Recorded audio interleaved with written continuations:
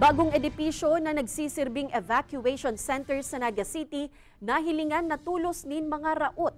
Alagad Naga City Engineers Office, pinahimutikan na delikado ang edipisyo para sa magamit kayni. Uya ang report ni Rosie Nieva.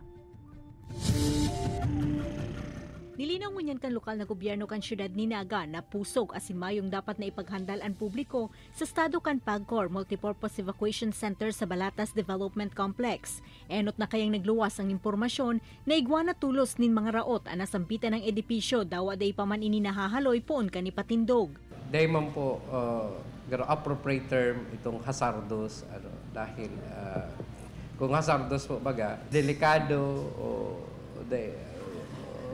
nga ni pwedeng laugan.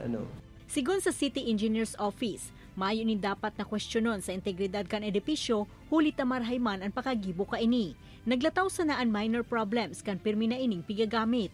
Alagad tulos man subot na pig-irahay ang pirang nahiling na dikit na problema. Nagkokos kang leak is a hairline crack duman sa roof deck. Na ang remedy man lang po duman waterproofing. Pero in general bako po itong something to be alarmed with na in danger ang magamit kang building. Sa ngunya nagkaulay naman subot ang City Engineers Office asin ang kontraktor kan edipisyo para sa gasto sa ginibong pag-repair kaini. Kaibanan si Gerald Gandia, Rosie Nieva, Balitang Bicolandia.